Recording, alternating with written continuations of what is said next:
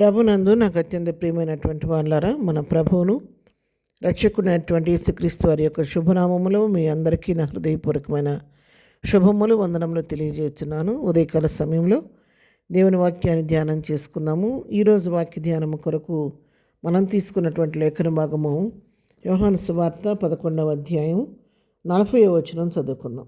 అందుకు యేసు, నువ్వు నమ్మినలా దేవుని మహిమ చూతువని నేను నీతో చెప్పలేదా అని ఆమెతో నేను. ఆమెన్. ఈ మాటలు మన ప్రభు అయినటువంటి యేసుక్రీస్తు వారు మార్తా, మరియా, లాజరు అనేటువంటి కుటుంబానికి చెందినటువంటి మార్తా అనేటువంటి సహోదరితో చెప్పినటువంటి మాటలు. అక్కడ సన్నివేశం ఏంటంటే, యేసు ప్రభు వారు మార్తా, మరియా వాళ్ళ సహోదరైన మరి లాజరు ఒక కుటుంబం ఉంది. బేతనీలో వాళ్ళు జీవిస్తూ ఉండేవారు. ఆ కుటుంబాన్ని దేవుడు ఎక్కువగా ప్రేమించారు. వారు కూడా యేసు ప్రభు వారిని ఎంతగానో ప్రేమించి ఆయన వచ్చినప్పుడల్లా ఆయన ఎంతగానో ఆదరించి ఆయనకు ఆతిథ్యం ఇస్తూ ఎంతో ప్రేమగా ఉండేవారు అన్నమాట. ఆ ప్రాంతంలో సువార్త పరిచర్యకు వెళ్ళిన ప్రతిసారి కూడా తప్పకుండా మరి ప్రభు అయినటువంటి యేసుక్రీస్తు ఆ గృహాన్ని దర్శించేవారు. ఎంతగానో ఆ గృహాన్ని ప్రేమించినటువంటి వ్యక్తి. పరిస్థితి ఇలాగ ఉండగా ఒకరోజు అనుకోని రీతిగా లాజరు రోగి అయ్యి మరి మంచాన పడ్డాడు. అయితే యేసు ప్రభు వారు అక్కడ లేరు. సువార్త పరిచర్లో దూర ప్రాంతంలో ఉన్నాడు. వర్తమానం వెళ్ళింది. లాజరు, యేసు ప్రేమించినటువంటి వ్యక్తి లాజరు బలహీనుడయ్యారన్న సంగతి తెలిసింది కానీ వెంటనే రావటానికి ప్రభువారికి కుదరలేదు. ఆలస్యమైంది. ఇంతలో లాజరు చనిపోయాడు. చనిపోయిన వెంటనే కూడా ప్రభు రాలేదు.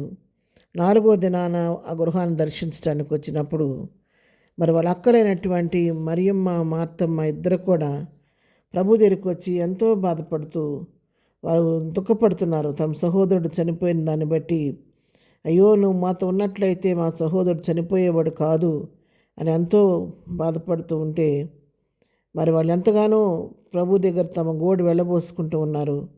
అయితే ప్రభు అన్నాడు కదా, మరి లాజర్ని మీరు ఎక్కడ పాతిపెట్టారో నాకు చూపించండి అని చెప్పని మరి అక్కడ తీసుకొని వెళ్ళారు. తీసుకొని వెళ్ళిన తర్వాత అక్కడ ఉన్నటువంటి రాయిని తొలగించమని చెప్తున్నాడు.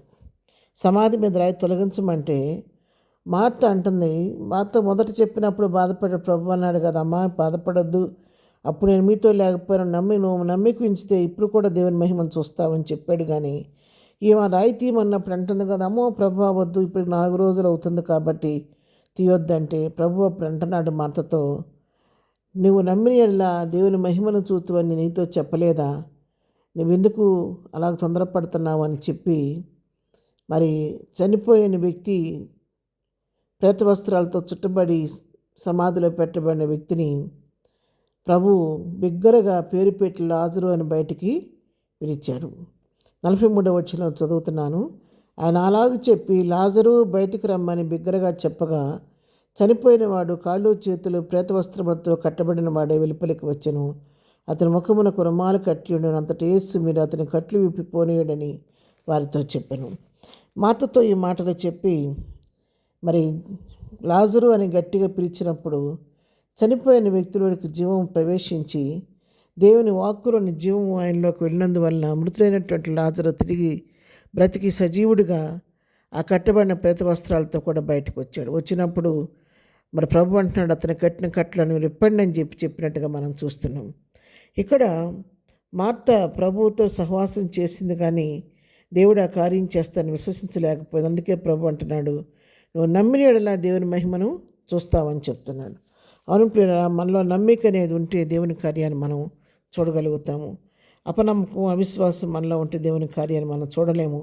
మన జీవితాల్లో కూడా కొన్నిసార్లు కార్యం ఆలస్యం అవడానికి మనలో ఉన్న అపనమ్మకమే, అవిశ్వాసమే ఆ కారణంగా ఉంటుంది. కాబట్టి ఈ ఉదయకాలం ఈ వాక్యం ద్వారా మనం తీర్చుకోవాల్సిన సత్యం ఏంటంటే, మనలో ఉన్నటువంటి అవిశ్వాసాన్ని, అనుమానాలని, అపోహలను, అపనమ్మకాన్ని తొలగించి వేసుకుని దృఢమైన విశ్వాసంతో, నమ్మికతో ప్రభు పాదాల దగ్గర చేరి ప్రభు సహాయం తీసుకుంటే తప్పకుండా మన పట్ల అద్భుతాలు చేసి మన జీవితాల్లో కూడా మేలు చేసే దేవుడై ఉన్నాడు. ప్రార్థన. ప్రేమగలిగిన తండ్రి, పరిశుద్ధుడాని పాదములకు వందనాలు. ఉదయకాలం నాయన మాతో మాట్లాడేవు నీ కొందనాలు. మేము కూడా నమ్మిక ఉంచి విశ్వాసంతో దగ్గర నుంచి అడిగి పొందుకునే అనుభవం మాకు దయచేయండి.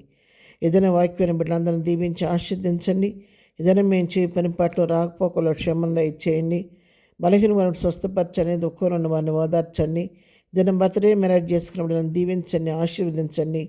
ఎవరికే కుదువు కొరతలో మీ నామంలో తీర్చమని ప్రతి వారి పట్లను కృప విస్తరింపచేయమని యేసునామంలో ప్రార్థించడి పొందుకొని ఉన్నాము తండ్రి. ఆమెన్. ప్రభు కృప సదాకాలం మనందరికీ తోడై నడిపించునుగాక. ఆమెన్.